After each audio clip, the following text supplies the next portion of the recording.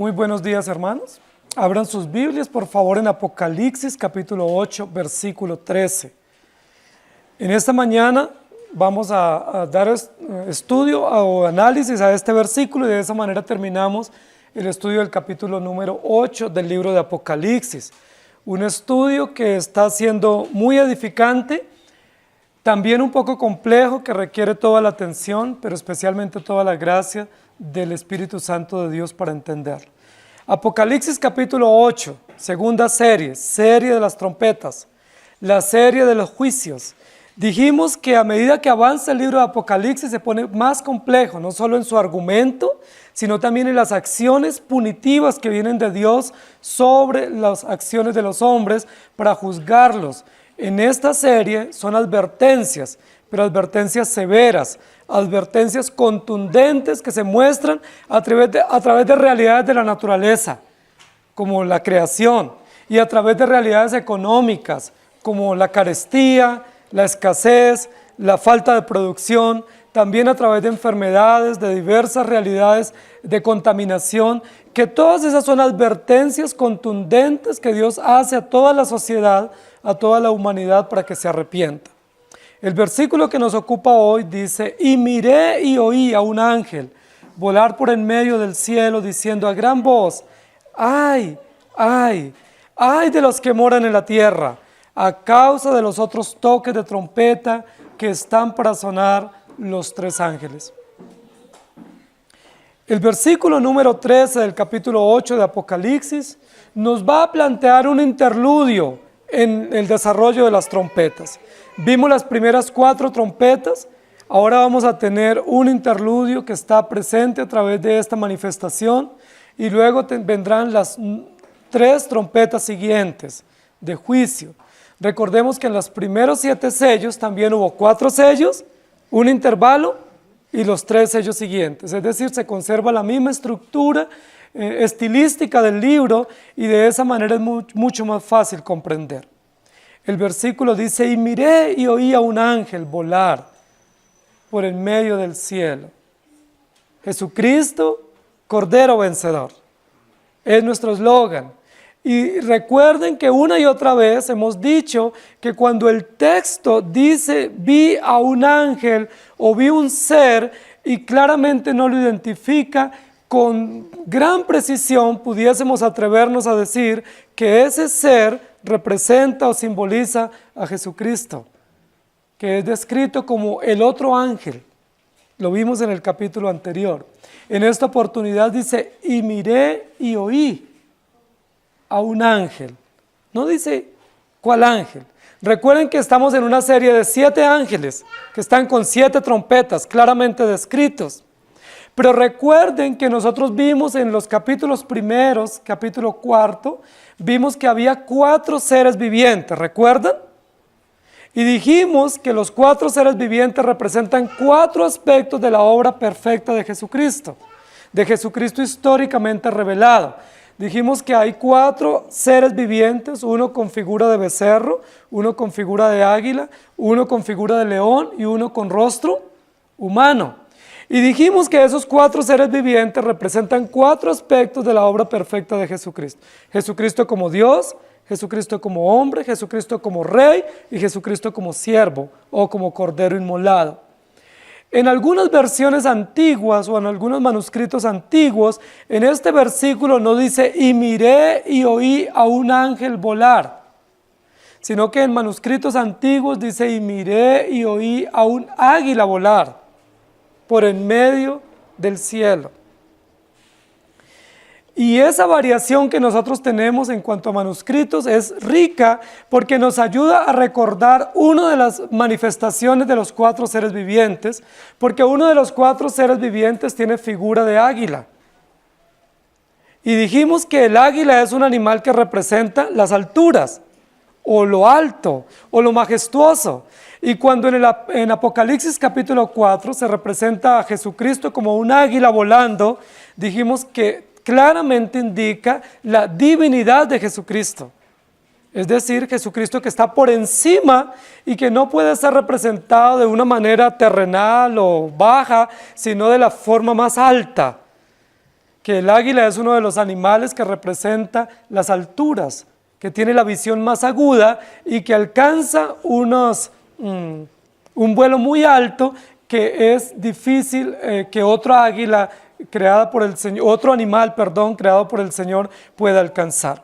Entonces, siguiendo la guía de esos manuscritos antiguos, y miré y oí a un águila volar.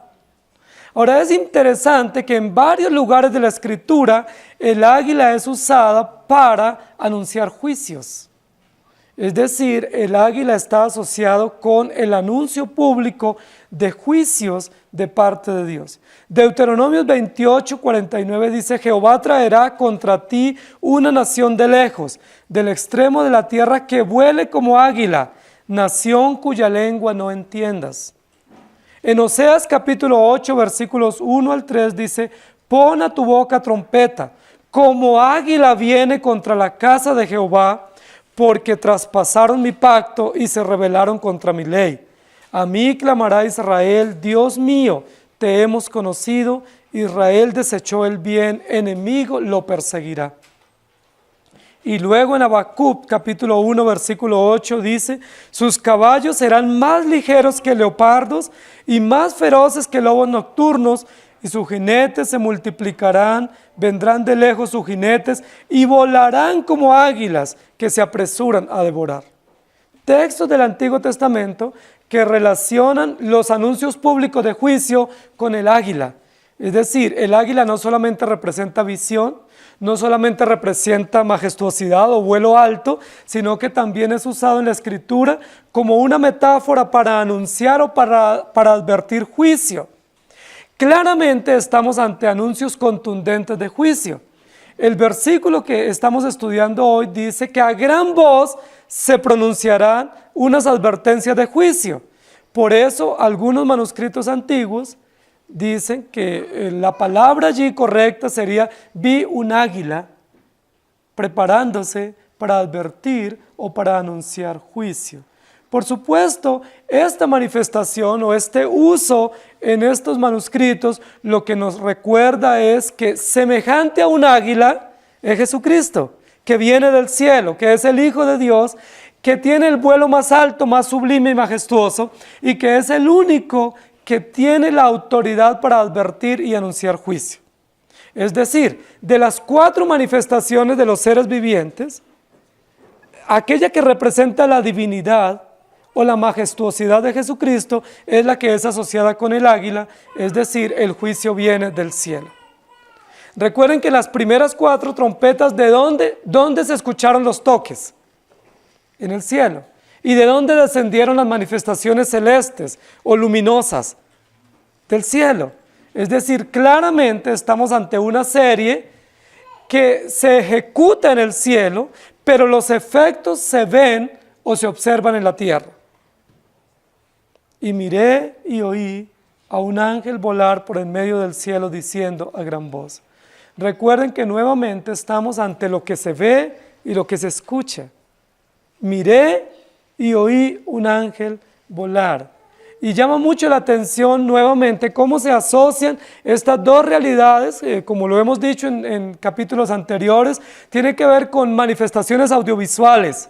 ¿Sí? Es toda una manifestación artística o dramática, visual, audible de lo que Dios está haciendo. Y eso nos recuerda el poder extraordinario de Dios sobre su creación y sobre todos los elementos para ejecutar juicio y justicia.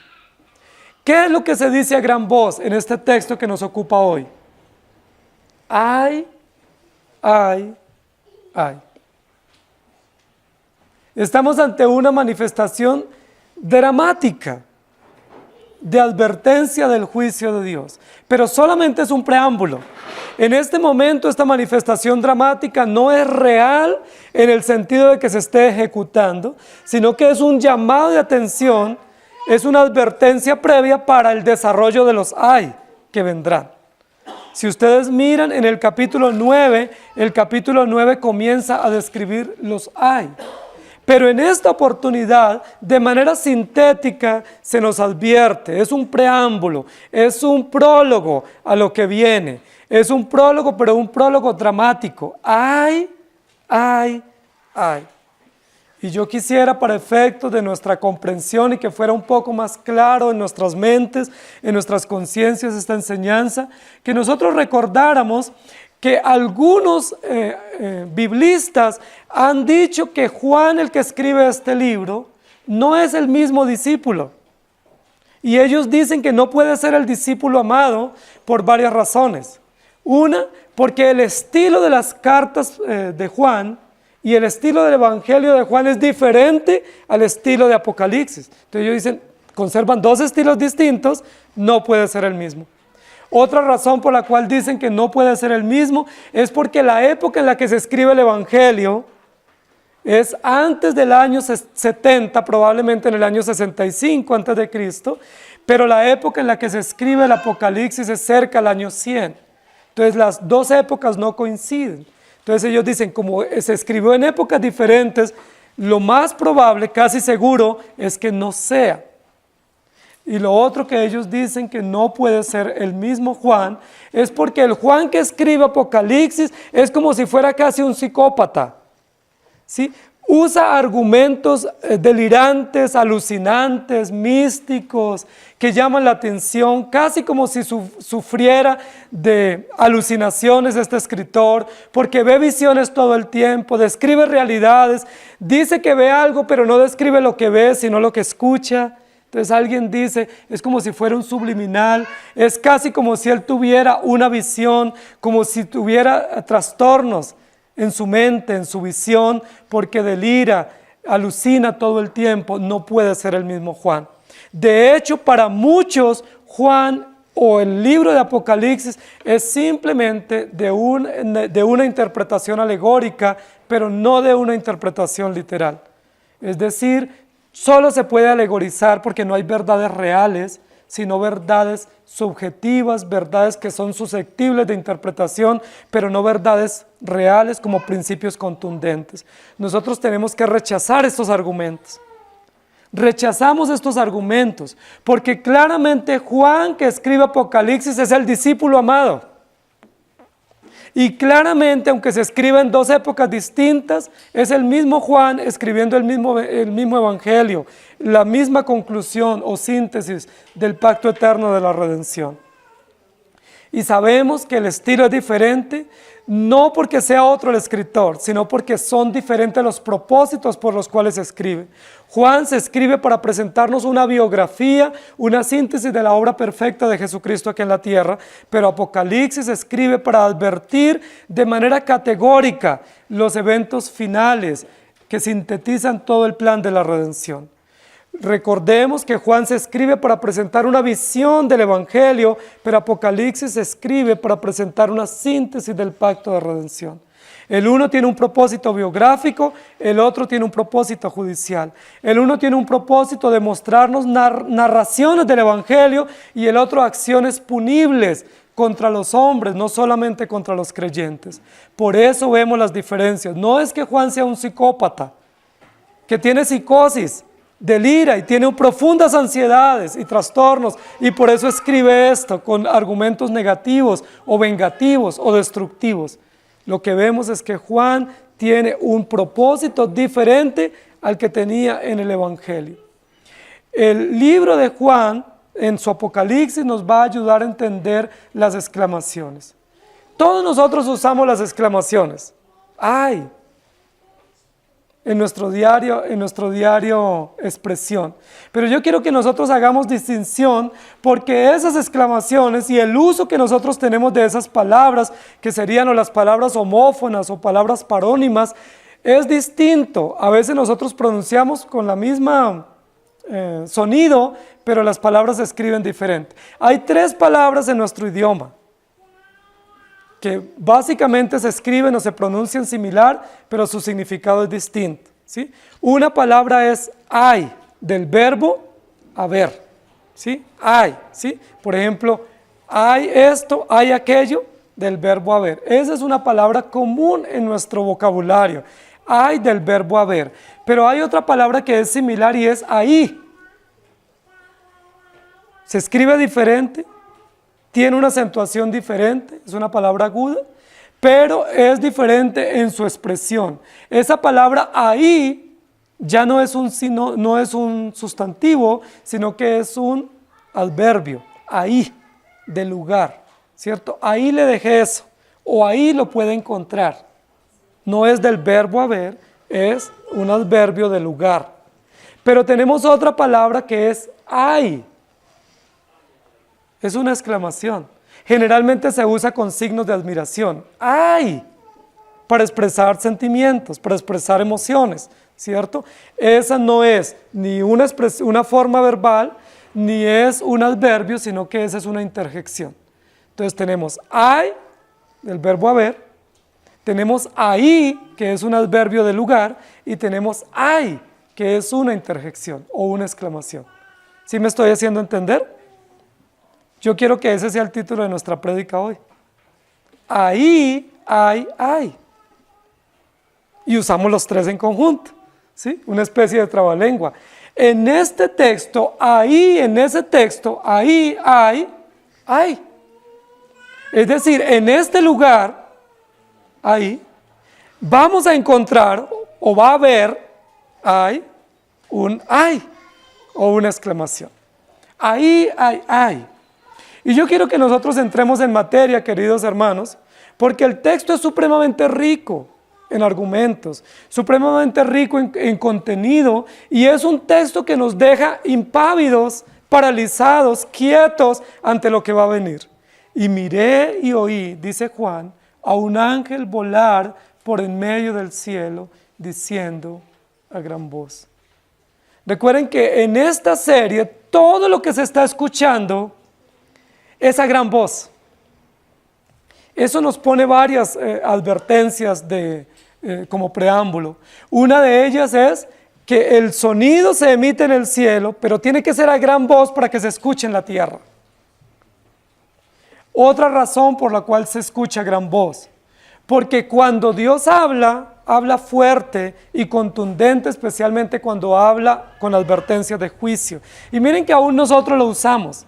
Cuando estamos molestos o llamamos la atención a alguien, nosotros subimos el tono de la voz. Si vamos a llamar la atención a alguien para que haga algo, para que ejecute algo, no le decimos así suavecito y despacito. Le decimos duro y fuerte, ¿cierto? Con expresiones que esa persona entienda. ¿Escuchó? Ya le dije, ¿no? Y la persona reacciona porque eso es lo que se quiere hacer. Es una forma para advertir y para que aún en el tono de la voz o en el volumen de la voz se comprenda cuál es el propósito del mensaje. Cuando el Señor habla a sus hijos y les habla para presentarles el Evangelio, generalmente habla con tono suave. Con un tono suave, sencillo, comprensible, armónico. Pero cuando habla para advertir juicio, alza la voz. Se escucha que es una voz más fuerte, un tono más elevado y más severo y contundente, de tal manera que no nos quede duda de que ahí hay. Pero también habla a gran voz, no solo en este versículo, sino en toda la serie, porque aunque Dios hable a gran voz, el hombre no escucha. Y como no escucha, Dios alza su voz, no para que el hombre escuche, porque no va a escuchar, sino para que no quede duda de que Dios habló y fue audible y algunos escucharon. Con el solo hecho de que uno escuche u oiga la voz de Dios, así todos los demás digan yo no escuché, queda evidencia de que sí habló. ¿Me hago entender? ¿Ustedes oyeron la voz de Dios? Muy bien, si ustedes la oyeron, todos los demás que digan yo nunca la oí, va a quedar notificación de que Dios sí habló, porque uno escuchó, o dos, o tres escucharon. Y es imposible que el que escuche alucine que escuchó. El que escucha es porque hubo una gran voz desde el cielo que estremeció nuestro corazón, el corazón de los elegidos, y fuimos traídos a la verdad. Los incrédulos nunca serán tocados por la voz de Dios al punto de escuchar. Pero cuando se presenten ante el juicio, ninguno podrá decir yo no oí. Ahora, no solamente porque cerraron sus oídos, sino porque la voz de Dios, la gran voz, no solamente se muestra como una voz, sino que se muestra a través de terremotos, de truenos, de deslizamientos, de temblores, de contaminaciones, de carestía, de tal manera que todos escuchen la voz de Dios. Solo que piensan que fue simplemente un temblor o un terremoto, pero no atinan a relacionar esa realidad natural con la voz sobrenatural de Dios para llamarles y advertirles del juicio. Y miré y oí a un ángel volar por en medio del cielo, o a un águila volar, ¿cierto? O aquel que es semejante a un águila, capítulo 4, o aquel que es el otro ángel, capítulo 7, que sale del oriente y que brilla como el sol, que es el sol de justicia, volar desde el cielo o descender desde el cielo, no para advertir una expresión de amor, sino para advertir una acción de justicia contundente, diciendo a gran voz, este ángel o esta águila, o este sol de justicia, o este otro ángel que viene o desciende del cielo, decir a gran voz, ay, ay, ay. Hoy no nos vamos a ocupar de ahí,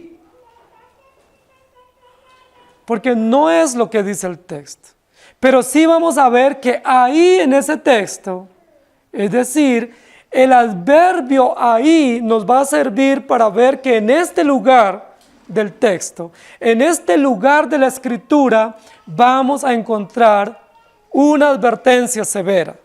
Ahí, en ese texto, en ese lugar, vamos a encontrar una expresión del verbo de Dios, una expresión de la palabra, es decir, del ahí de Dios, del lugar de Dios, donde Él nos va a llamar fuertemente la atención con una expresión de exclamación.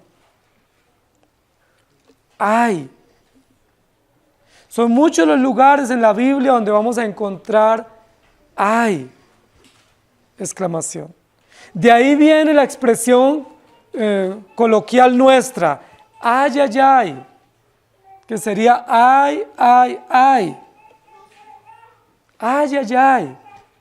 De esa expresión que se usa 3 veces. Ahora, si ustedes notan, queridos hermanos, la única exclamación en la escritura que se repite 3 veces en una misma frase es esta. Ay, ay, ay. Y solo hay un atributo de Dios que se repite 3 veces también. Santo, santo, santo. No hay otro. Llama la atención eso. Porque nosotros quisiéramos que dijera Dios es amor, amor, amor, pero no lo dice en ningún lugar. Pero sí lo dice, Dios es santo, santo, santo. No significa que Él sea más santo que justo o más santo que amoroso. No. Recuerden que es un énfasis para mostrar el efecto que tiene sobre nosotros.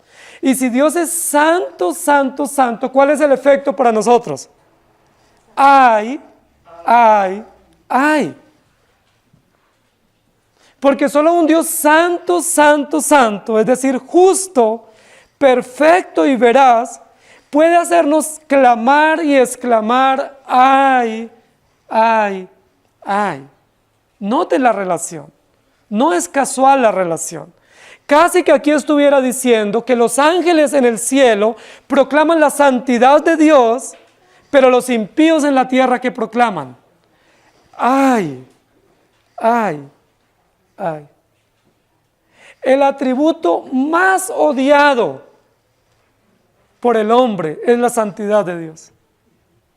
No hay un atributo más odiado por el hombre pecador, aún por los creyentes pecadores, que la santidad de Dios. Nosotros amamos el amor de Dios. Nos encanta la fidelidad de Dios. Nos encanta la bondad, la providencia. Nos encanta que Dios es proveedor, compasivo. Eso nos enternecemos pensando en esas verdades. Pero ¿cuánto nos cuesta saber que Dios es santo?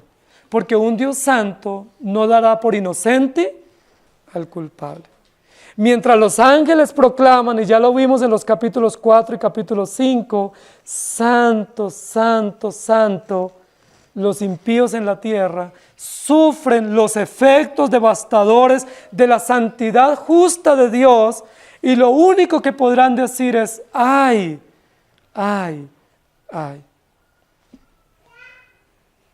Ahora, la expresión ay, que es una interjección o que es una exclamación, tiene 3 usos en la Escritura. Y yo quiero que la aprendamos en esta mañana, porque en los próximos domingos vamos a encontrar muchos ay. No dejen de venir todos los domingos. Porque la quinta trompeta será el primer ay de este versículo. La sexta trompeta será el segundo ay. Y la séptima trompeta será el tercer ay, que no será un ay, sino 7 ay. Es decir, de aquí en adelante solo hay ayes. Ay, ay, ay. 3 ayes iniciales, pero luego viene la serie de las 7 copas, y las 7 copas serán 7 ayes. Así que hay mucho ay, para que nosotros no perdamos el hilo. Pero quiero que notemos que la Biblia usa mucho el ay como exclamación, es una interjección. Las interjecciones en nuestros idiomas, su uso gramatical es para expresar emociones. Las interjecciones sirven para eso, para expresar emociones de dolor, de tristeza, de frustración, de temor, de amenaza. Para eso sirven las interjecciones. Recuerden que en Jeremías nosotros vimos una interjección muy interesante. A. Esa es una interjección. O uy. Oh. Ay. Hay interjecciones de asombro, hay interjecciones de placer, hay interjecciones de miedo, pero hay interjecciones que tienen un uso específico y contundente en la Escritura. En la Biblia no se va a usar tanto la exclamación a, u, o uy, como ay. La más usada en la Escritura es la interjección ay. ¿Por qué? ¿Por qué se usa más? Y no se usa tanto oh gloria inmarcesible. Comienza nuestro himno nacional. Es una exclamación de asombro, pero de asombro, de placer, de gracia, de alegría, de satisfacción. ¡Oh! De expectativa, de expectación. Aquí estamos ante una interjección que sería la que nosotros menos usaríamos o menos quisiéramos usar. ¡Ay! Tiene 3 usos en la Escritura. El primer uso de la exclamación o de la interjección ay en la Escritura es un uso sustantivo. No es un sustantivo, es una interjección, pero tiene un uso sustantivo en las frases. Y el uso sustantivo generalmente en la Escritura siempre tiene una connotación, y es una connotación compasiva. Es un uso sustantivo de carácter compasivo, la exclamación ay. Muchas veces en la Biblia esta exclamación tiene un uso de simpatía, de compasión, de estar al lado del que sufre para manifestarle nuestra compasión, nuestra simpatía, nuestra empatía, nuestro entendimiento del dolor o del sufrimiento. Es como cuando decimos, ay de mí, ay de mí. Es un uso de simpatía, o ay de ti, ¿sí? O ay, cuánto quisiera poder ayudarle. O ay, lo siento mucho. ¿Sí? Es un uso compasivo, empático, es un uso de acompañamiento en la realidad de dolor o de aflicción que tiene esa persona. Es una expresión de que yo entiendo lo que te pasa y estoy contigo. ¿Sí? Quisiera poder solventar tu dolor, quisiera poder acompañarte. ¿Sí? Es una expresión muy interesante en la Escritura. En varios lugares se presenta. Y la Biblia nos habla de ese ay. Ay de aquel, ¿sí? que pasa por dolor. Ay de aquel que pasa por situaciones de adversidad. Ay de aquel que tiene que enfrentarse a situaciones difíciles, situaciones incomprensibles, situaciones adversas.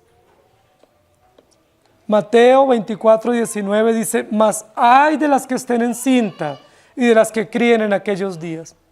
Pobrecita, o qué lástima, o cuánto sufrimiento tendrán las que en el momento de ese juicio que ya se ejecutó en el año 70 en Jerusalén, estén en embarazo y tengan que afrontar la inclemencia del juicio y de la persecución contra los judíos. ¡Ay! Lo sentimos por ellas. ¿Sí? ¡Ay! Van a sufrir, porque tendrán que huir, pero va a ser más difícil la huida de ellas. O Proverbios 23:29. ¿Para quién será el ay? ¿Para quién el dolor? ¿Para quién las rencillas? ¿Para quién las quejas? ¿Para quién las heridas en balde? ¿Para quién lo amoratado de los ojos? Es decir, ay de los que se emborrachan, ay de los alcohólicos. ¿Cuánto sufre un alcohólico? ¿Cuánto sufre una esposa que tiene un esposo alcohólico? ¿Cuánto sufren unos hijos que tienen un padre alcohólico? Que no alcanzan a recibir su salario y van y se lo gastan en el bar, en la cantina. ¡Ay! No quisiéramos ninguno de nosotros tener ni un padre alcohólico, ni un esposo o esposa alcohólica, ni unos hijos alcohólicos. ¡Cuánto sufrimiento!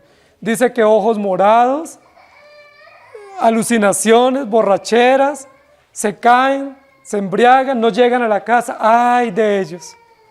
Y hay de su esposa, y hay de sus hijos. Esposas yendo a los bares a buscar a su esposo, o esperando la noticia de que les digan, lo lastimaron, lo golpearon, o en el peor de los casos lo mataron. ¡Ay! Lo dice Proverbios. El hombre necio no se queda viendo que el vino rojea y le llama la atención. Se va para la casa. El necio se queda detrás de una copa y no lo esperan en su casa. ¡Ay de aquel! ¡Ay! Eclesiastés 10:16, ¡ay de ti tierra! Cuando tu rey es muchacho y tus príncipes banquetean de mañana. ¡Ay! ¡Ay de la nación que elige gobernantes jóvenes! Porque piensan que los jóvenes les van a gobernar mejor. Acaban de nombrar en una de nuestras ciudades emblemáticas un alcalde de 31 años. Y sabemos las condiciones de su juventud, de sus inclinaciones, de sus ideologías. ¡Ay de esa ciudad! Acaba de nombrarse un presidente que en lugar de elegir por un candidato con mayor edad, elige el joven. ¡Ay de esa nación que tiene gobernante joven! No lo decimos nosotros, lo dice la Escritura. ¿Se acuerdan cuando Roboam fue nombrado rey después de Salomón? Y cuando Roboam, los mayores, la gente se quejó y decían, miren, tenemos una carga de impuestos muy alta, nuestro rey Salomón nos puso muchos tributos, hay ciudades muy alejadas y están apartadas y no están siendo cuidadas por el gobierno, auxílianos, rey Roboam, por favor. Dice la Biblia que Roboam tuvo una reunión con los ancianos y los ancianos le dijeron, si tú quieres gobernar bien, rebaja los tributos, atiende las necesidades del pueblo, escúchalos y legisla para ellos. Y Roboam dice que luego fue y reunió a los jóvenes y los jóvenes les dijeron, ¿quieres tú pasar a la historia?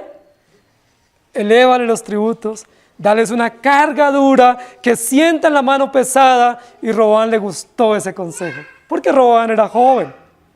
Y se acuerdan qué pasó, ¿no? Se dividió el reino. En Roboam se divide el reino. ¡Ay de las naciones que tienen gobernantes muchachos! Reyes muchachos. O líderes jóvenes. No porque no puedan hacer las cosas, sino porque les falta la sabiduría y les falta la experiencia para poder gobernar. Dice que no solamente gobiernan mal, sino que por la mañana todavía están de banquetes y de celebraciones, en lugar de estar gobernando. La Biblia dice, si alguien va a ser anciano, no sea un neófito, porque cae en envanecimiento y en lazo del diablo. ¡Ay! Es decir, pobrecitos. Pobrecita una nación que tiene reyes jóvenes, o que tiene gobernantes jóvenes. Nosotros sabemos que las ideologías de turno lo que promueven es eso, la innovación, los rostros jóvenes, las caras modernas.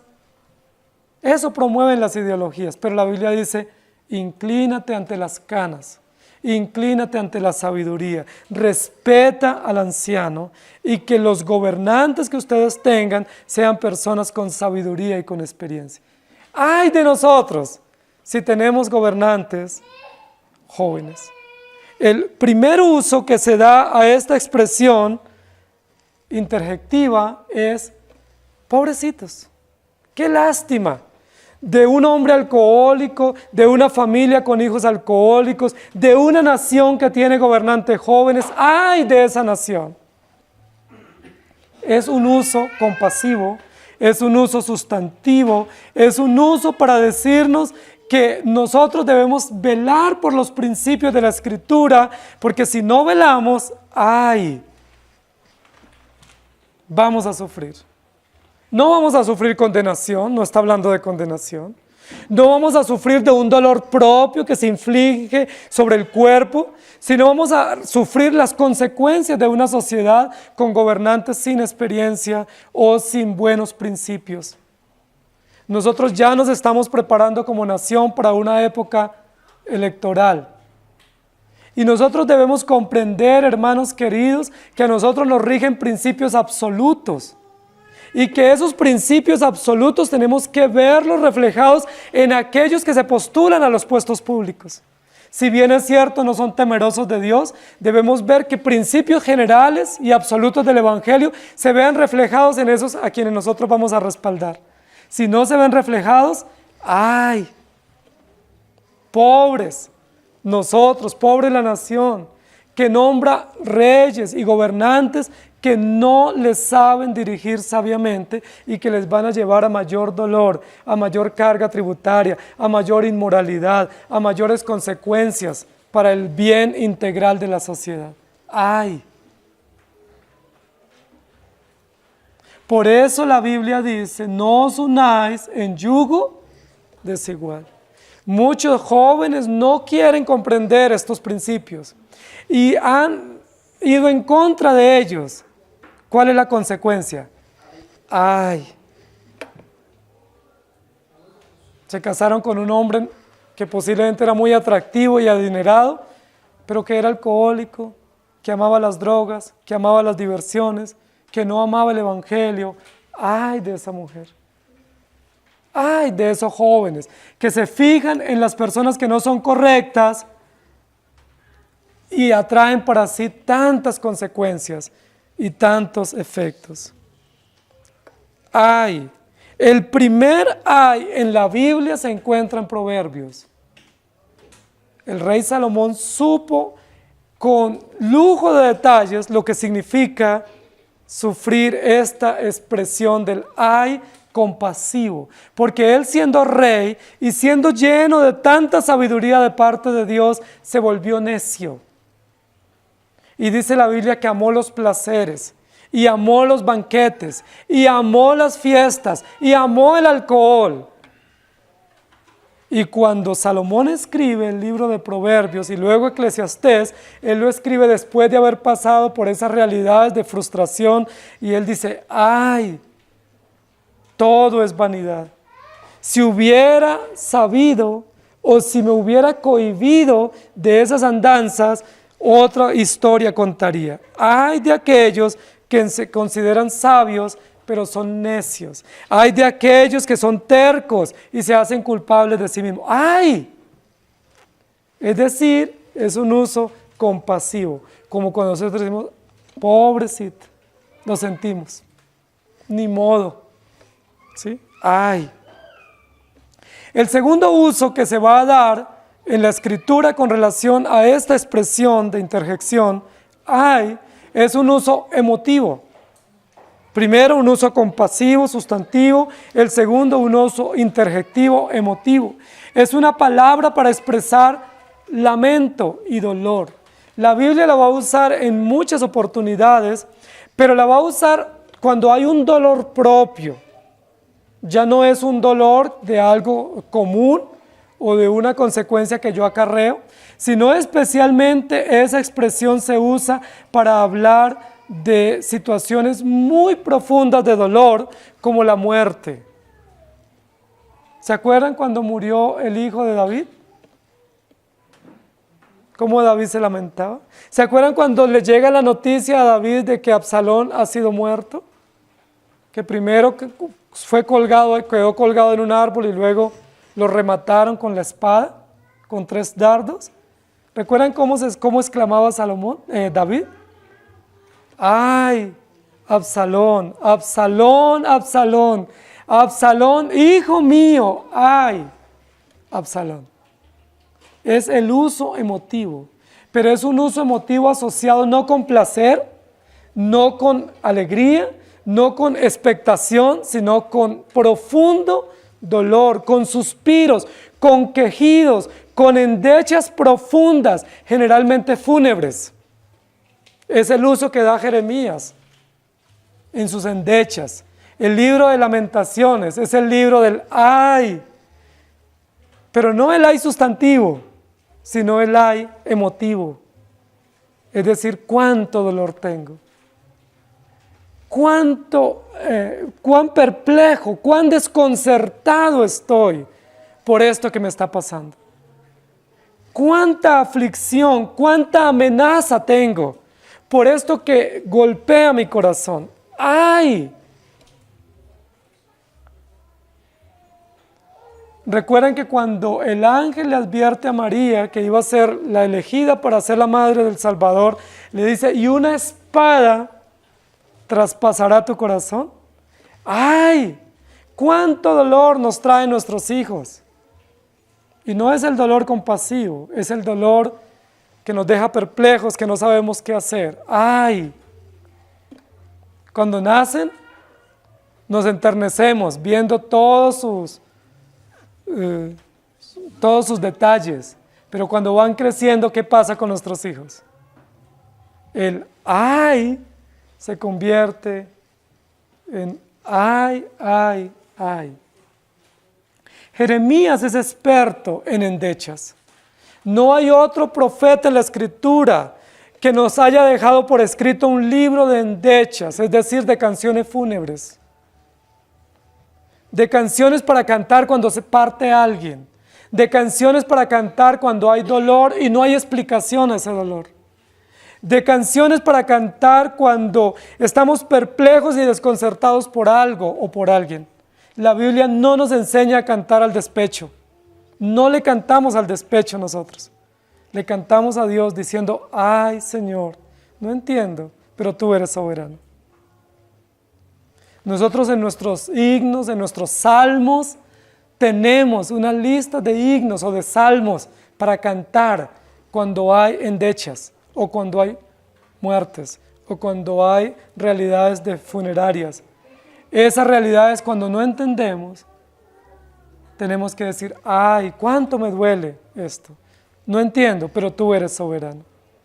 Estas endechas son expresiones comunes de dolor, de pena, de reproche, de amenaza. Las usamos nosotros y es permitido, es legítimo expresar el dolor, expresar nuestros estados de ánimo, pero es ilegítimo expresarlas con frustración, es ilegítimo expresarlas con reproche a Dios, es ilegítimo expresar nuestros ayes con reclamos. Lo legítimo es expresarla en su presencia diciendo, ay, cuánto dolor tengo. Señor, vengo a ti. Jeremías nos ayuda a entender qué hacer cuando hay lamento. ¿Qué hacer cuando hay suspiros, quejidos profundos de angustia y de dolor? ¿Qué hacer cuando estamos al punto o al borde de la muerte? ¿Cómo expresarlo? ¡Ay! Es una interjección legítima para expresarla en la presencia del Señor. Oseas capítulo 9, versículo 12, dice, y si llegaren a grandes sus hijos, los quitaré de entre los hombres, porque hay de ellos también cuando de ellos me aparte. Oseas toca un tema, queridos hermanos, que toca a nosotros. porque la mayoría de nosotros tenemos hijos. Dice Dios a través del profeta Oseas, cuando sus hijos crezcan, o cuando sus hijos sean grandes, está hablando de hijos rebeldes, de hijos que nacieron en el contexto del pueblo hebreo, pero que no fueron instruidos adecuadamente, que no fueron sabios los padres, que no cumplieron el deber. Dice, cuando esos hijos sean grandes, ¿qué va a hacer Dios? Los quitaré. Bueno, reemplacen ahí, los mataré. ¿Y cómo van a reaccionar los padres? Ay, lo hubiera hecho a tiempo. Ay, lo hubiera corregido. Ay, lo hubiera disciplinado. Lo hubiera traído a la iglesia. Me hubiera dedicado el tiempo. Hubiera hecho esto o aquello, pero ay, no lo hice. ¿Y ahora qué viene?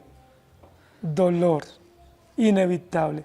Ay de ellos también, de esos hijos, pero ay de esos padres que entendiendo las dimensiones del pacto, que entendiendo el alcance y la responsabilidad en nuestro deber pactual, no lo hacemos. Y nos lavamos las manos diciendo Dios es soberano, ya le apliqué la señal, que Dios haga lo que quiera con mi hijo. Y nos lavamos las manos y no cumplimos el deber diligente y constante de instruirlos en los caminos del Señor. ¡Ay de ellos!, dice Oseas.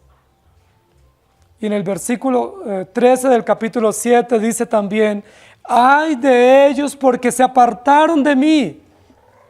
Destrucción vendrá sobre ellos, porque contra mí se rebelaron. Yo los redimí y ellos hablaron mentiras contra mí. ¡Ay! Este no es el dolor sinónimo, sustantivo, compasivo. Este es el dolor emotivo de dolor profundo, de suspiro. Lo hubiera hecho a tiempo, ya no puedo hacerlo. Hubiera tomado correctivos en su momento, ni modo, ya no hay tiempo. Hubiera hecho esto o aquello. ¿Cuántos padres se lamentan porque expusieron a sus hijos a las drogas, a la prostitución temprana y no se dieron cuenta que ese era el camino que les estaban abriendo? Cuando descubren que sus hijos están envueltos en drogas, en prostitución, en alcohol, en pandillas, ¡ay! Pero ya no hay nada más que hacer, solo hay. Hermanos queridos, aquí hay. Pero es una advertencia, es decir, es un prólogo. Estamos en una introducción. No esperemos que esas advertencias caigan sobre nosotros. Se nos está advirtiendo. Y las advertencias es para que tomemos conciencia y para que comprendamos lo duro y lo severo que es Dios. Y tomemos las medidas de tal manera que mañana no digamos ay, sino que digamos ah.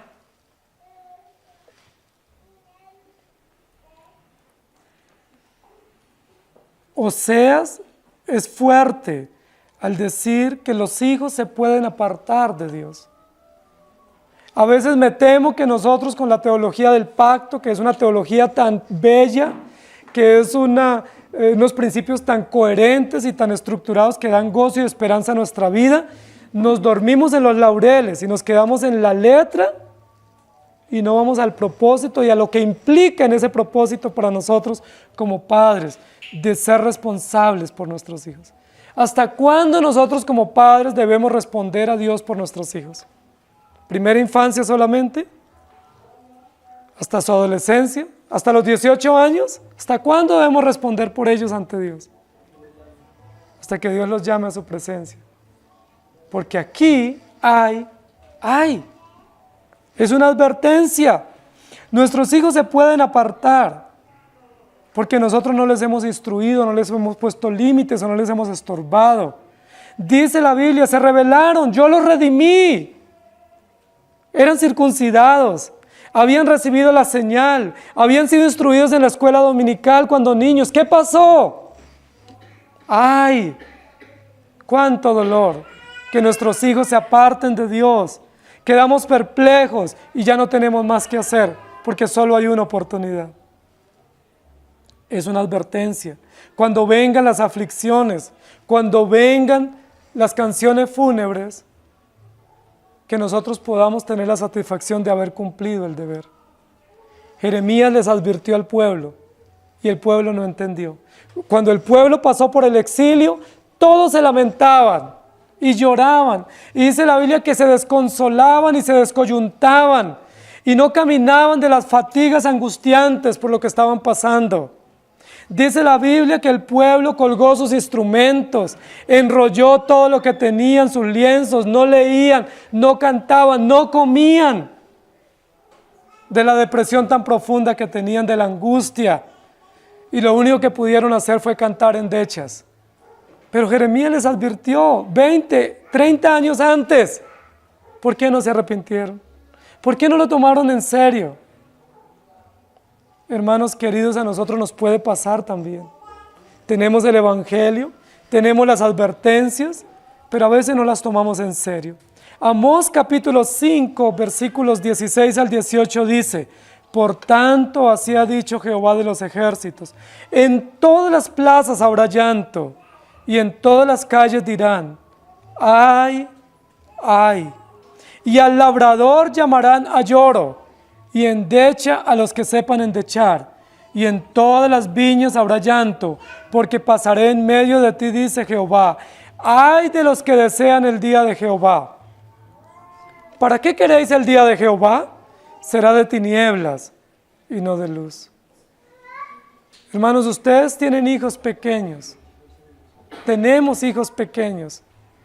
Cumplamos nuestro deber pactual con firmeza, con abnegación, con entereza, para que mañana no nos lamentemos y para que nuestros hijos tampoco no se lamenten. Ay de los creyentes que conociendo la verdad, que conociendo los principios y que teniendo las advertencias, no las tomamos en serio. Aquí dice: habrá llanto en todas las plazas. Imagínense un labrador llorando.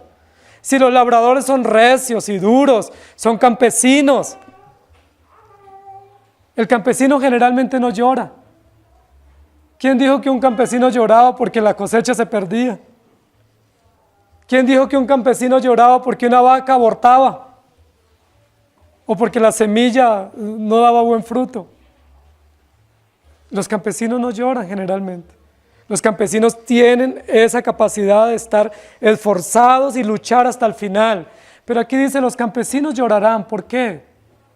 No por la cosecha, no por la carestía de los primeros 4 toques, no por la contaminación de los primeros 4 toques. ¿Por qué llorarán? Porque es la mano de Dios que viene sobre ellos. No es una cosecha que se pierde, es Dios que está juzgando. No es que tengo problemas respiratorios por la contaminación ambiental, es que Dios me está juzgando. No es que el dinero no me alcanza y quisiera un mejor trabajo, es que Dios me está juzgando. ¡Ay! ¡Ay! ¡Ay! Campesinos llorando, reyes llorando, todos llorando y diciendo: ay, ay, ay. Ahora, si eso se pudiera evitar, ¿por qué no evitarlo? Si se nos advierte, ¿por qué no entenderlo? Si a mí me dicen: mire, si sale de este lugar hay peligro, no vaya a salir, pues yo no debiera salir, porque hay peligro. Eso es de sentido común. Pero la Biblia me dice: si haces esto o aquello, hay peligro, hay amenaza, hay circunstancia. ¿Y nosotros qué decimos? ¿Será? ¿Será que sí? Pues probemos, experimentemos. Y actuamos en contra del mismo sentido común. Actuamos con rebeldía. Salmo 125 dice: ay de mí que moro en Meset y habito entre las tiendas de Cedar. Recuerden que estas 2 ciudades o naciones se habían apartado de Dios. Y el salmista dice: ay de mí, que tengo que vivir en medio de gente impía. ¿Cuánto dolor tengo que en medio de una sociedad como la que nosotros vivimos haya tanta maldad? que nuestros hijos tengamos que educarlos en medio de una sociedad tan perversa, que no tengamos libertad de mandar nuestros hijos a las escuelas o a las universidades porque sabemos que hay tantas amenazas para ellos. ¡Ay! ¿Por qué? Porque hay una sociedad corrupta y desviada. ¡Ay! ¡Ay! ¡Ay! Aquí hay ¡ay! El primer ¡ay! Es compasivo, por realidades comunes. El segundo ¡ay! Es emotivo, por circunstancias de muerte que tocan y golpean profundamente nuestras emociones. Y no podemos escapar. No podemos escapar del llanto fúnebre, de la muerte de seres queridos, de muerte por asesinatos y por realidades de pecado que nosotros no somos ajenos ni inmunes a ello. Nuestros hijos de algo van a morir, nuestros padres, nuestros familiares. Y cuando mueran posiblemente tendremos que lamentarnos por cosas que no hicimos bien, por cosas que dejamos de hacer o porque ya no tenemos esas personas entre nosotros. ¡Ay! ¡Ay! ¡Ay! Pero la peor expresión de endecha aquí es porque nuestros hijos se aparten de Dios y no vivan en la fe del Evangelio. Oseas lo denuncia, Jeremías también, o Amós también, Ezequiel también. Dicen los hijos que nos causan tantas alegrías al nacer, en pocos años nos causan tanto dolor. No debiera ser así. ¿Por qué es así? Porque cuando nacen, nosotros los vemos como inocentes angelitos y no los tratamos como pecadores que son. Nosotros no decimos, nació un pecador, vengan y lo ven. Nosotros decimos, me nació un hermoso hijo. Y le ponemos por nombre cielo, sol, celeste, luna, esperanza, luz. Y no decimos, me nació un pecador, oren por mí, porque tengo 4 pecadores, tengo 4 motivos para que me ayuden a orar, que Dios me dé sabiduría, porque si no mañana, ¡ay! ¡Ay!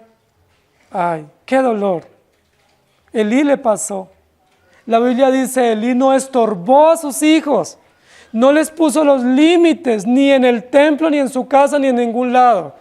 Qué trágica la muerte de los hijos de Elí, qué trágica la muerte de Elí, qué trágica la historia, pero qué honesto Dios, al no proteger la imagen, la reputación de su sacerdote y exponerlo ante nosotros tan duramente, diciendo, fue un hombre negligente, fue un hombre que no puso límites, fue un hombre necio, muy buen sacerdote, pero muy necio como padre y como instructor. ¡Ay! El tercer uso del ay es el ay adjetivo. Ay sustantivo compasivo, ay interjectivo emotivo y un último uso de esta interjección, adjetivo predictivo. El uso adjetivo predictivo del ay es el que generalmente van a usar los profetas. Los profetas son expertos en el uso de esta interjección, pero lo usan para una utilidad oracular. Es decir, cuando van a presentar un oráculo o un mensaje de parte de Dios, en muchos de los momentos ellos introducen sus oráculos con esa interjección. ¡Ay! Es decir, como una consecuencia, como un adjetivo que describe una realidad de la cual ellos tendrán que sufrir. Ese uso adjetivo predictivo implica un castigo, implica una maldición. Y ese uso oracular está en la perspectiva legal, es decir, es un anuncio judicial. No es un anuncio compasivo como ay de ti o lo siento por ti. O no es un uso emotivo como ay qué dolor tengo. No, es un uso legal, es un uso judicial predictivo. ¡Ay! Te viene esto, te va a tocar, no te escaparás.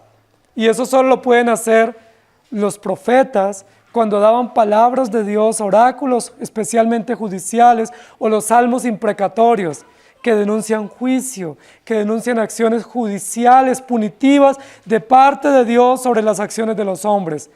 ¡ay! Pero no es lo siento o me duele, sino te viene. Adjetivo. Predictivo. Es una fórmula severa que fustiga los modos inmorales del pueblo de Israel.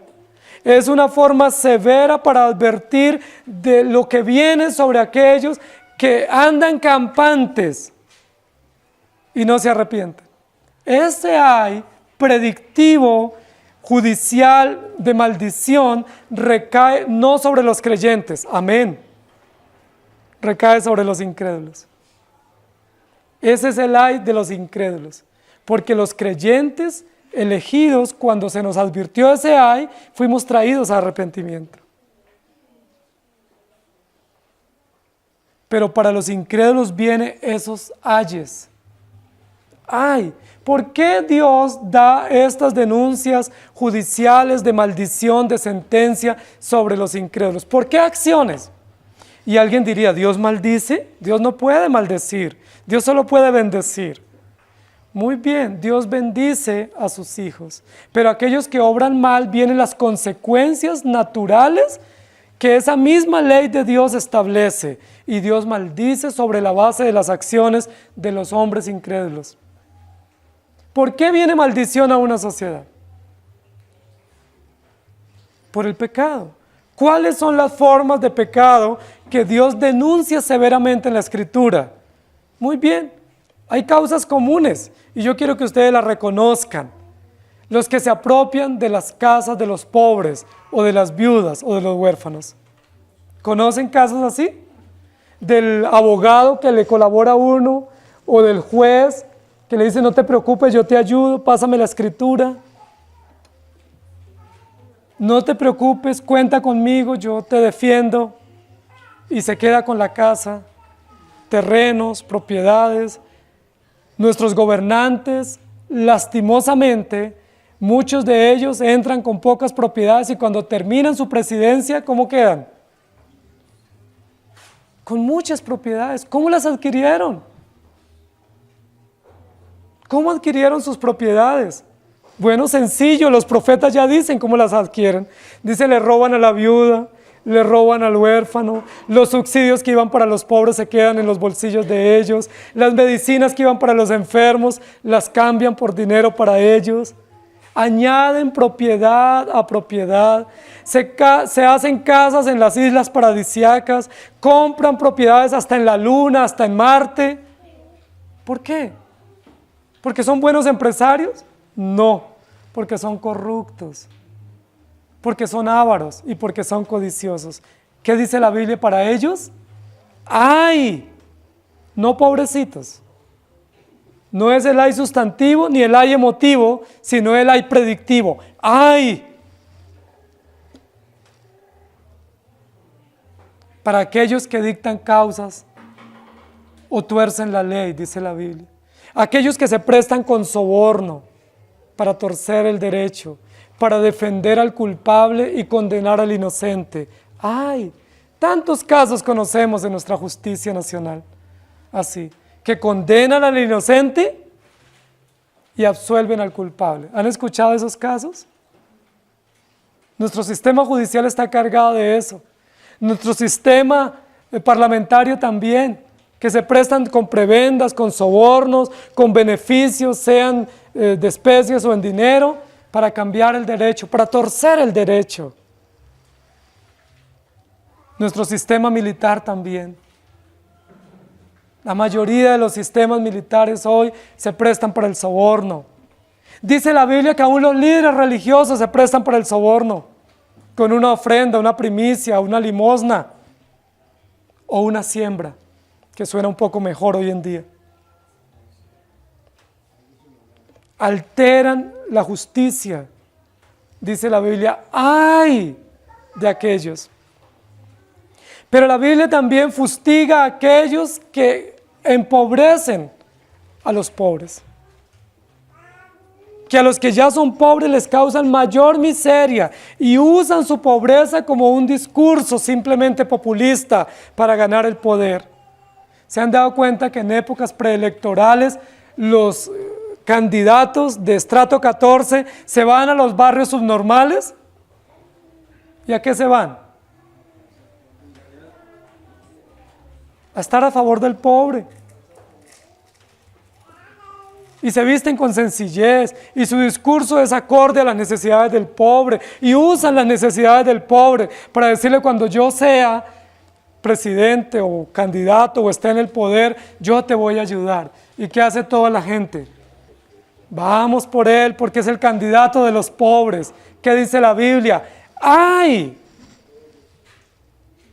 Porque usaron a los pobres, porque los engañaron, porque los embolataron y porque los conquistaron con una pequeña limosna o con un plato de comida y compraron su conciencia. ¡Ay!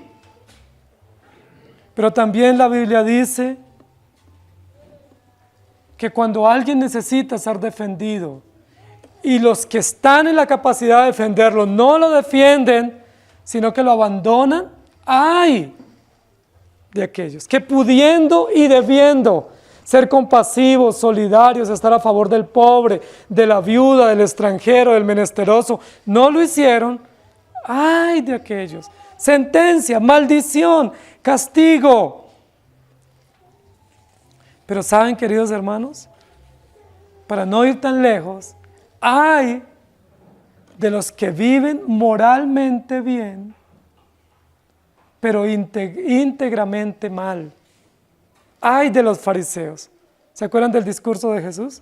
7 ayes de Jesús contra los fariseos. Jesús denunció a los fariseos no porque vivían bien, ellos aparentaban vivir bien. Jesús los denunció porque teniendo el conocimiento, no tenían la vida, no eran coherentes, porque eran hipócritas, falsos, mentirosos, engañadores. Es decir, la hipocresía, el engaño y la mentira, ¡ay! No pobrecito, porque el que es hipócrita, el que es falso, el que es mentiroso, ¿qué dice Apocalipsis 22? ¿Cuál es su lugar? El lago de fuego. ¡Ay! De aquellos que se complacieron aquí siendo hipócritas, dando apariencia de religiosos, dando apariencia de piedad, mostrándose mejores, manipulando la ley, torciendo las escrituras, legalistas, fundamentalistas, con apariencia de piedad, pero negando la eficacia de ellos. ¡Ay! Y tenemos muchos hoy en día. Falsos profetas, falsos apóstoles, falsos líderes, falsos creyentes. Dice la Biblia, si están entre nosotros, pues listo, ahí están, pero ¡ay de a ellos! La Biblia también denuncia a los materialistas, a los idólatras materialistas, que en lugar de adorar a Dios, aman e idolatran sus riquezas. Que en lugar de administrar las riquezas que Dios les ha dado para la gloria de Dios, se complacen en sus bienes, viven en opulencia, viven como esta enseñanza del hombre rico y desconocen al pobre y desconocen al necesitado. ¡Ay de aquellos! Materialistas, terratenientes, codiciosos.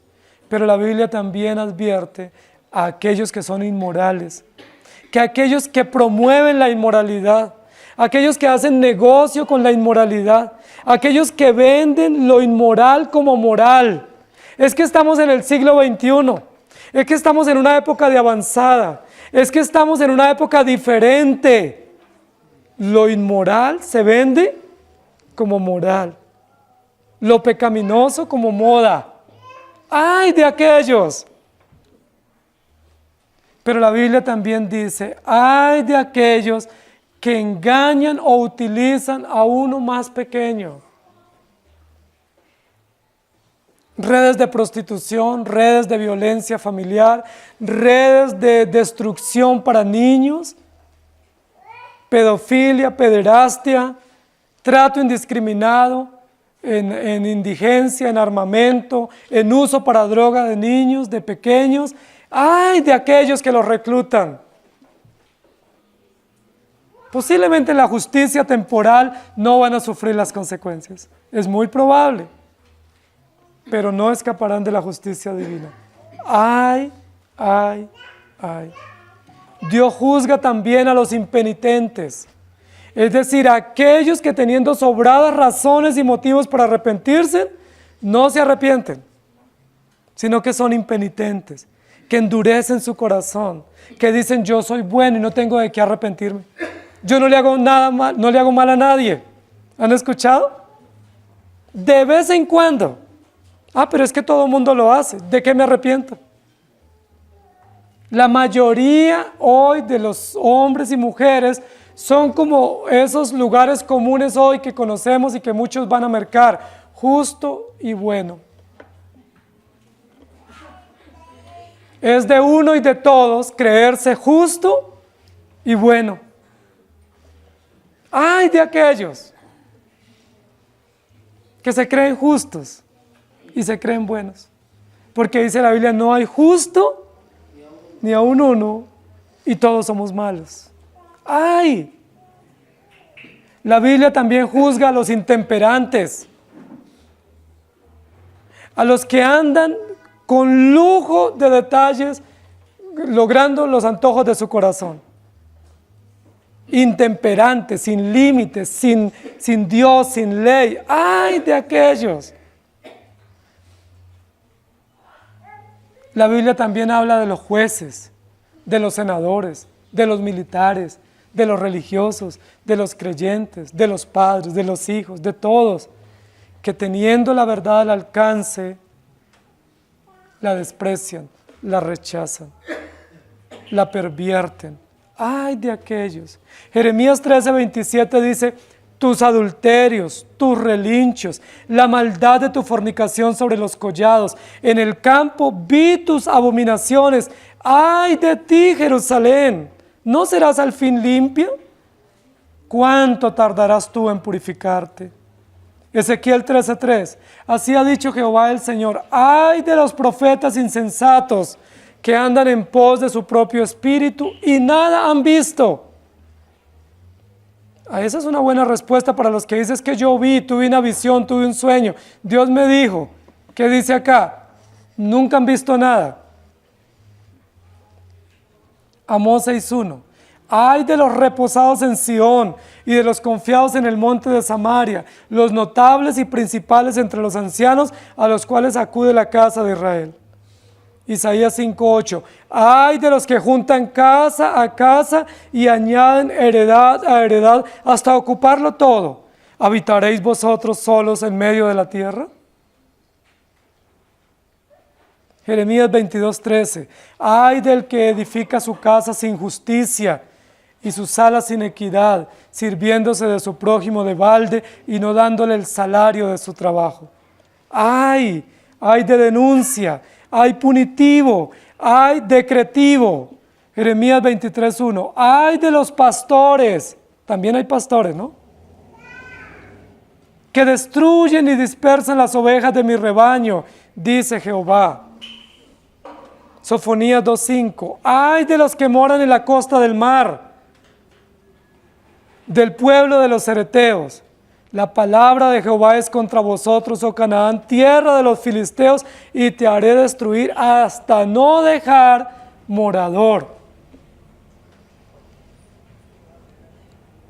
Ay, Sofonías 3:1 y 2.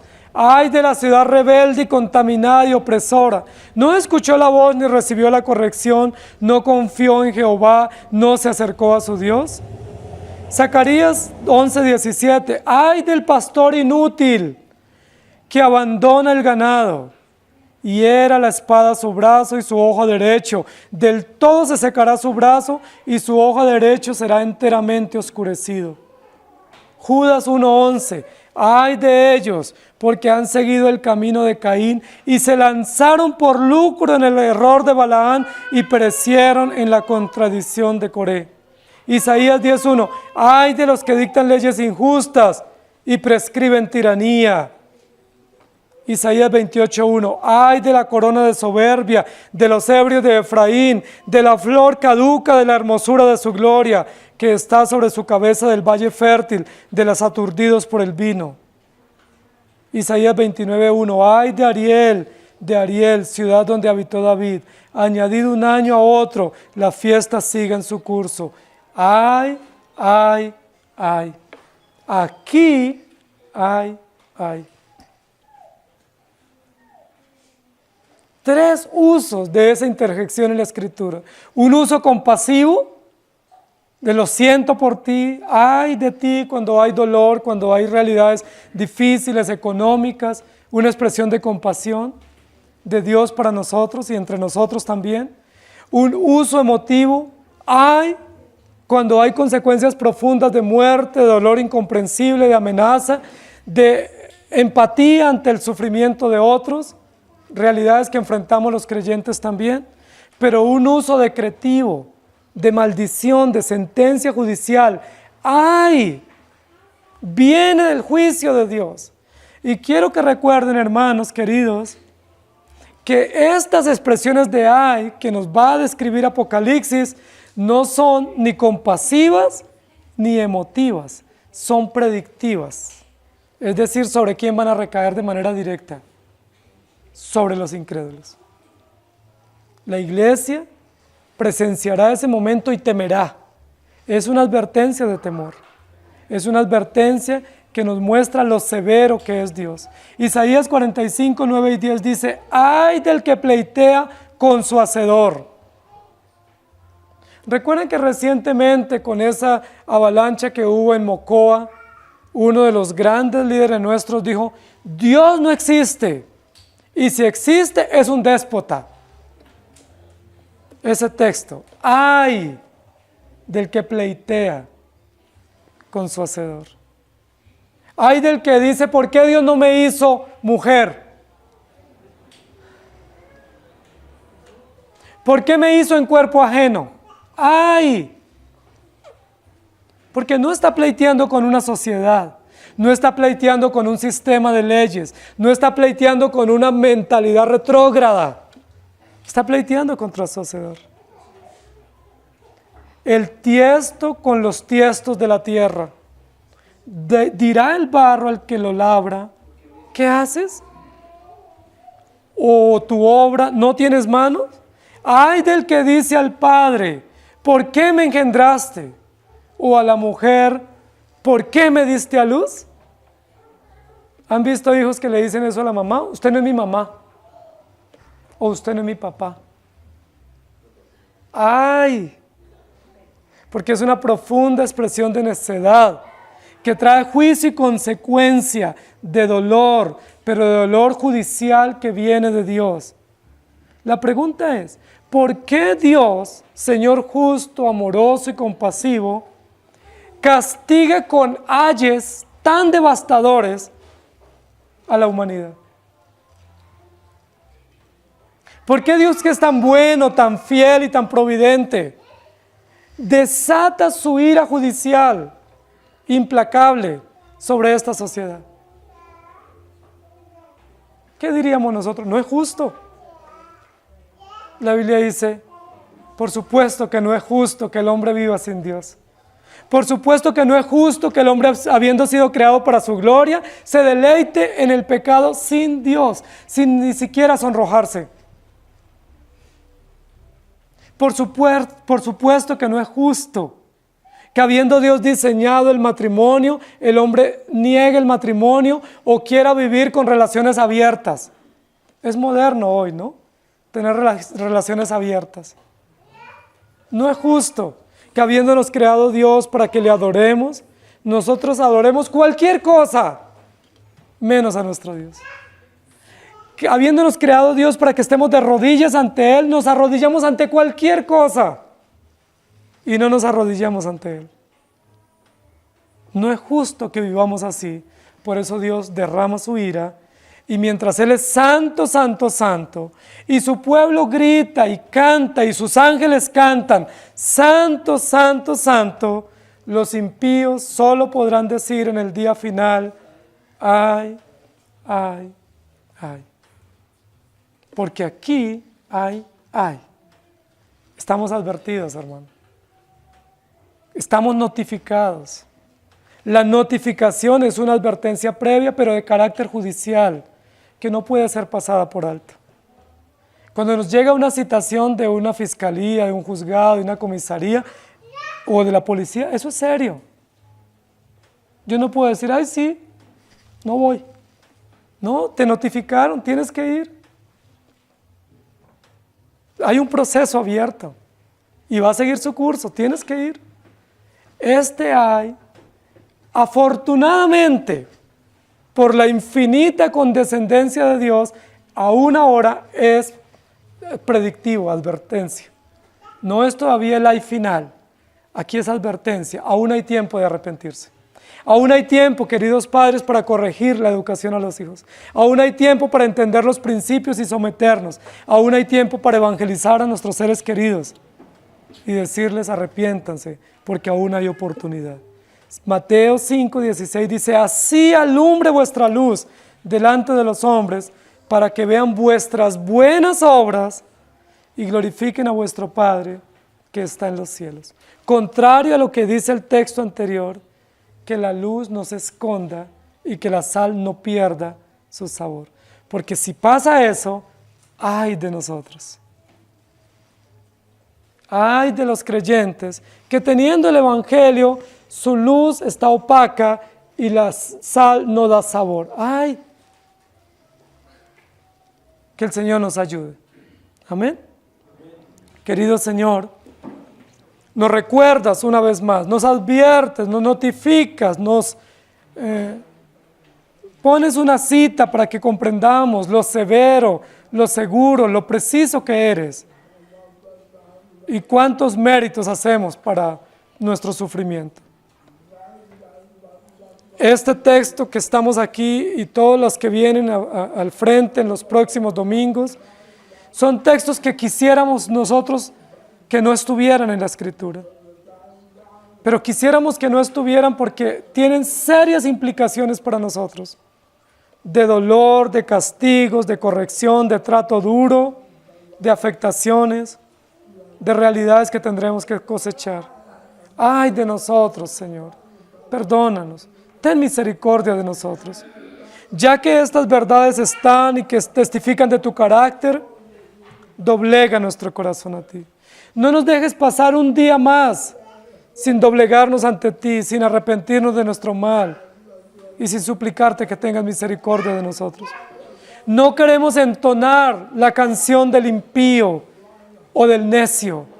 Ay, ay, ay. Queremos unirnos al coro de los ángeles y al culto sublime para cantar santo, santo, santo. Señor, y por eso suplicamos tu gracia. Perdónanos, porque sabiendo hacer lo bueno no lo hacemos. Perdónanos, porque muchas de las cosas que tu palabra dice hoy, realmente nosotros las estamos haciendo, pero presumimos que somos tus hijos. Danos la fuerza, danos la sabiduría, danos la gracia para caminar en ti y líbranos del dolor.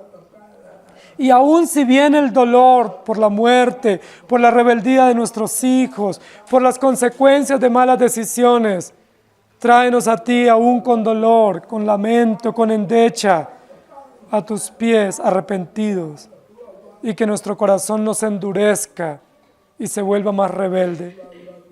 Ten piedad de nosotros, Señor, porque muchos de nosotros estamos cosechando ya el ay emotivo del dolor, de la amenaza, por cosas que no hemos obrado bien, debiendo y pudiendo hacerlo. Perdónanos, Señor. Encamina a nuestros hijos a ti, encamina nuestros hogares a ti, encamina nuestra iglesia a ti, para que disfrutemos de tu gracia. Y perdónanos, Señor. No te pedimos que nos quites el dolor, porque el dolor es necesario y hace parte de las consecuencias temibles que tú envías sobre nosotros. Pero sí te rogamos que en medio del sufrimiento, en medio del lamento, doblegues nuestro corazón, nos humilles nos bajes la cabeza, Señor, para que nos arrepintamos de nuestro mal camino. Y quisiéramos suplicarte por nuestra nación. Realmente no somos quien para pedir por esta nación, pero por la autoridad y el privilegio que nos has dado, por la autoridad que nos ha conferido como iglesia, te suplicamos por esta nación, por nuestros gobernantes en todas las ramas del poder, por aquellos que están candidatos a las próximas contiendas electorales. Ten misericordia de esta nación. Quisiéramos que tú sembraras temor en nuestros gobernantes, en los actuales y en los que van a gobernar. Temor a ti, temor a tu ley. Que levantes personas que puedan compartirles el Evangelio y que nosotros no corramos, Señor, detrás de obras civiles o de rebaja en impuestos, sino que corramos detrás de líderes que se asemejen a tus principios y que te teman y que defiendan la integridad de la familia, de la sociedad y que promuevan los principios absolutos. Gracias, Señor, por esta iglesia que nos das. Gracias porque en esta iglesia hoy nos notificas a través de tu palabra. Ayúdanos, Señor, porque aquí hay ayes severos, seguros e inobjetables. Aunque no caigan directamente sobre los creyentes sufrimos las consecuencias de los ayes de esta sociedad pecaminosa. En Cristo Jesús oramos. Amén. El Señor les bendiga, hermanos.